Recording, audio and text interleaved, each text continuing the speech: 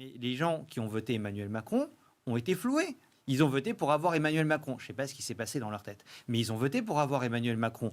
Et ils pensaient que c'était lui qui allait gouverner. Et en fait, de quoi s'aperçoivent-ils? Ils s'aperçoivent que pendant plusieurs années, ce n'est pas les gens pour lesquels ils ont voté à la présidentielle ou aux législatives. Bon, législatives, tout le monde voit que ce sont des députés Playmobil, mais quand même. Ils s'aperçoivent que ce ne sont pas ceux pour lesquels ils ont été élus qui gouvernent. Ce sont des bons hommes à côté qui viennent leur donner des conseils et qui... En plus, visiblement, enfin, c'est cousu de fil blanc. Il y a une histoire de corruption. Quelqu'un qui reçoit... Vous pensez qu'il y a la corruption, Maître Prigent? Et à un moment, enfin, c'est cousu de fil blanc. Vous avez des bons hommes qui fournissent des prestations largement fictives pour plus d'1 milliard d'euros, avec des procédures de marché public dont on fait très attention à ne pas les rendre publiques au cas où des gens qui connaissent les procédures de marché public les regarderaient et diraient « Attendez, là et là, c'est un peu étrange ». Les prestations ne sont pas rendues publiques justement pour éviter qu'on sache de quoi il s'agit. Ces gens-là ont fait la campagne de Macron. Et encore une fois, une campagne, ça prend du temps. C'est-à-dire que concevoir une campagne électorale, organiser une réunion publique, aller chercher des financements... Oui, surtout à un certain niveau. Surtout à un certain niveau. Si vous voulez accéder au second tour de l'élection présidentielle, il faut clairement avoir des moyens... Oui, on ne prend pas 4 freelances, quoi. On ne prend pas 4 freelances. On est d'accord. Ça coûte. Et ça veut dire qu'à un moment ou un autre, il y a eu une part de...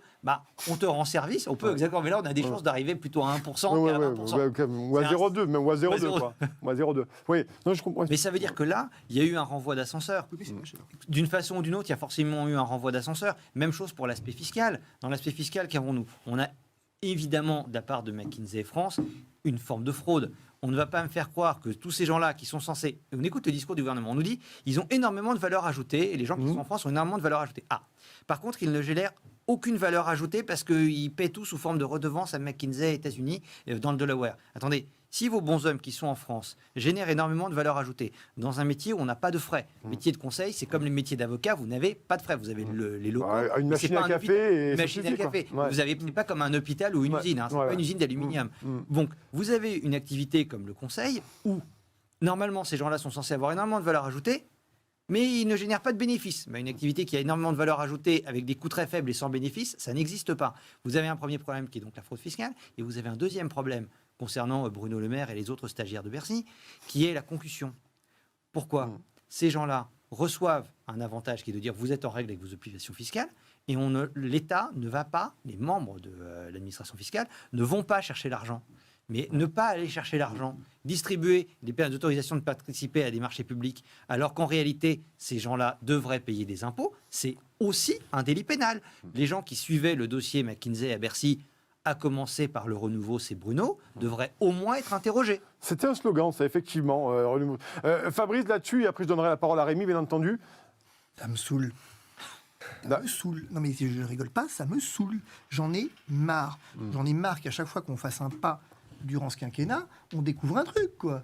Malheureusement, et je dis ça avec regret, la quasi-complicité d'un bon nombre de magistrats risque de beaucoup aider Emmanuel Macron. On a vu ce qui s'était passé avec François Fillon. Les gens sont votés dessus. Moi, j'ai pas le droit de dire ça. Pourquoi lui, il le dit? Les propos n'engagent que Maître Prigent, bien entendu. On est d'accord. Mais vous allez voir, les avocats, ils savent ce qu'ils disent. Vous avez quand même un problème d'inertie surprenant. Vous regardez ce qui s'est passé avec François Fillon, enquête immédiate. On regarde l'affaire Fabien Roussel, il aurait perçu 15 000 euros sans avoir vraiment travaillé. 15 000 euros, évidemment, c'est important. Mais par rapport à McKinsey, c'est un voleur de poules quand même, le bœuf. Mais c'est vrai, c'est un gitan par rapport à Al Capone. Sur vos propos, cher ami, je pense que vous modérez vos propos. Non, parce que vous savez pourquoi je les modère pas? Vous savez pourquoi je les modère pas? J'ai la chance d'être avocat. Je sais qu'il y a une règle qui est l'interdiction de la diffamation, et je sais qu'il y a une protection qui est la base factuelle suffisante. Moi, je sais que, comme dans un délai de 3 mois, je ne vois pas McKinsey faire un procès. Parce que je me dis, ils vont faire attention parce qu'ils n'ont pas envie que ça se retrouve sur la place publique. Qu'est-ce qu'on a ici? On a, mais je prends mon risque, et de toute façon, s'il y a quelque chose, ce sera pour moi. Mais regardez, regardez l'histoire. Vous avez Fabien Roussel, le parquet national financier s'excite. Il y a une histoire concernant Laurent Wauquiez avec l'attribution d'un marché public à 90 000 euros en Rhône-Alpes en matière routière. Enquête immédiate, c'est grave, il faut faire quelque chose. Il y a, donc Fillon, les gens s'excitent immédiatement. Et là, il n'y a absolument aucune enquête, alors que les montants en jeu sont colossaux. Quand on parle d'1 milliard d'euros, 1 milliard d'euros, c'est quand même 20% du budget de la justice. Bon, il se trouve qu'on a un budget de la justice complètement ridicule en France, ce qui est un des nombreux problèmes de notre pays. Mais normalement, ne serait-ce que pour récupérer l'argent en période de vache maigre budgétaire, le procureur devrait se dire, s'il y a 1 million d'euros d'argent public à récupérer, vu l'état des finances, il faudrait peut-être penser à s'en occuper. Oui, il faut rappeler la procédure, maître. C'est la commission parlementaire qui saisit, c'est ça? Alors c'est plus large que ça. D'accord. Vous êtes le parquet national financier. Que s'est-il passé avec François Fillon? François Fillon, article dans le Canard enchaîné, et quelques heures plus tard, ouverture d'une enquête par le parquet national financier. Vous êtes le parquet, vous voyez une infraction, vous avez le droit d'agir immédiatement. Vous êtes procureur, vous voyez qu'une femme se fait agresser dans la rue, attendez, on va peut-être ouvrir une enquête là. Ici, le McKinsey Gate, à moins de vivre enfermé dans une grotte, normalement, vous en entendez parler. Peut-être qu'il vit dans une grotte. Peut-être qu'il vit dans une grotte, effectivement. C'est une question à se poser. Je ne suis jamais allé dans les locaux du parquet national financier. Donc si ça se trouve, il y a quelque chose. Le parquet national financier, ou les autres parquets d'ailleurs, tous les autres parquets sont compétents, puisque les faits, le parquet de Paris est compétent, parce que les faits ont lieu à Paris, dans une large mesure. Mais tous ces gens-là devraient normalement ouvrir une procédure.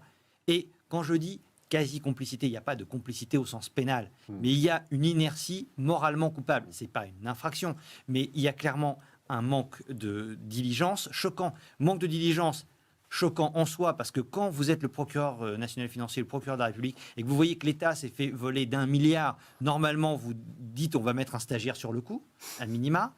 Mais aussi inertie choquante dans un auditeur de justice. Enfin, quelqu'un, quand on prend un type dans la rue, tiens, occupe-toi de ça, stagiaire qui s'ennuie, même un junior, j'en sais rien, on trouve quelqu'un, tu fais ça le soir. Dans le cabinet, on a tout le temps des types en première ou deuxième année de droit qui vous demandent des stages. Voilà, par exemple, c'est pas mal. Du coup, le droit pénal, visiblement, il y a des gens qui ne sont pas au fait du droit pénal à Bercy. Donc, et ensuite, le 2 poids 2 mesures. Et pour répondre à votre question, l'une des choses inquiétantes est que beaucoup de nos compatriotes se disent, et je les comprends, mais attendez, forcément, les procureurs sont des magistrats, et donc ils doivent être intègres et impartiaux, et ils n'ont pas de parti pris. Malheureusement, certains. Et visiblement, au parquet national financier et au parquet de Paris, ils sont effectivement indépendants ou pas indépendants. Malheureusement, le problème, c'est qu'ils sont partiaux. Et que beaucoup de gens risquent de penser il n'y a rien de grave. C'est pour ça que Macron s'est permis de dire qu'ils aillent au pénal. Oui, effectivement, quand on regarde le dossier, on est là. Ah ben, il y a matière là. Mais parce qu'il sait très bien que les procureurs vont essayer d'étouffer l'affaire et que beaucoup de gens se diront si le procureur n'agit pas, c'est que ça ne doit pas être grave. Ce qui a tué François Fillon, c'est pas seulement les révélations, c'est les enquêtes, c'est la mise en examen. Parce qu'en l'occurrence, si on voulait, il y a beaucoup plus de dossiers là que pour François Fillon, mais il y a de quoi mettre en examen tout le gouvernement avec ça.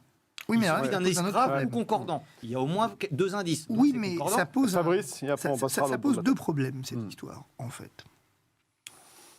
Est-ce que ça peut coûter la présidentielle à Emmanuel Macron? J'ai envie de dire oui, peut-être, non, sûrement. Il y a ce côté-là, Rémy Tell, l'ingénierie sociale, vous en avez parlé. Vous avez abordé la question, c'est intéressant pour vous. Comment vous le percevez, comment vous l'appréhendez finalement quand vous posez ce thème? Je vous demande d'avaler un saucisson tout entier, c'est impossible, mais si je le coupe en tranches d'un seul coup, vous avez avalé la même quantité de saucisson, mais c'est passé dans l'estomac. C'est ça l'ingénierie sociale en fait. C'est séquencer les choses, les saucissonner, de sorte à faire accepter l'inacceptable. Et vous déplacez comme ça au fur et à mesure le point d'ancrage, et ce qui vous semblait inconcevable, vous l'acceptez sans la moindre difficulté. Et vous pensez que ça va être utilisé aussi pour ce McKinsey Gate par le gouvernement? C'est aujourd'hui le seul mode de gouvernement.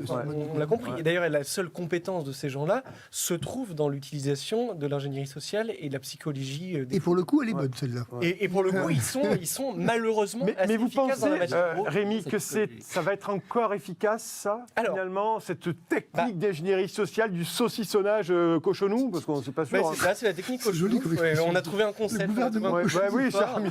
Oui, nous sommes là pour trouver des concepts dans cette émission. D'ailleurs, hashtag politiquement incorrect sur les réseaux. Merci beaucoup, n'hésitez pas. Voilà, non, politiquement incorrect. Merci. Rémy, je vous ai coupé, continuez. A priori, à force, les gens vont s'en rendre compte. On a traité de complotistes ceux qui avaient un regard un peu critique sur le scrutin présidentiel américain en 2020. On a traité de complotistes ceux qui s'interrogeaient sur la politique prétendument sanitaire. On a traité de complotistes ceux qui essayaient de défendre une vision équilibrée de l'invasion russe en Ukraine. Maintenant, on traite de complotistes tous les citoyens interrogatif quant à l'utilisation des deniers publics. Bon, si tout le monde est complotiste, en fait, personne ne l'est. Peut-être même que c'est plutôt pas mal d'être complotiste. Donc, en fait, cette logique ne pourra pas tenir très très longtemps. En revanche, l'urgence de la situation impose quand même une réaction assez rapide de notre part. Il nous reste aujourd'hui 10 jours avant le premier tour. Communiquer, pour tous ceux qui nous regardent, communiquer auprès de vous et notamment auprès de vos amis, de vos proches qui ne sont pas forcément sur ces médias alternatifs, sur la réalité de ce scandale, la réalité du scandale Rothschild, le Rothschild Gate. Et ça peut faire perdre à Emmanuel Macron les 2-3 points qui lui auraient permis d'être réélu le 24 avril prochain. Fabrice, pour terminer, le mot de la fin. Voilà, merci beaucoup, chers amis. Je vous en prie. Non, c'était le mot de la fin. Ah ben voilà, c'était le mot de la fin. Merci beaucoup. Vous avez suivi ce soir l'émission Politiquement Incorrect.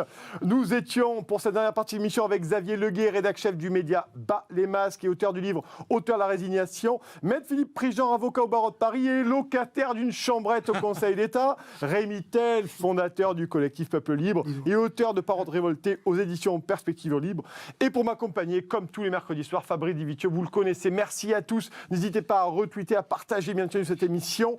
Et le fameux hashtag Politiquement Incorrect. Nous, on se retrouve mercredi prochain pour une énorme émission. Et une dernière fois, bisous à Twitter. Salut.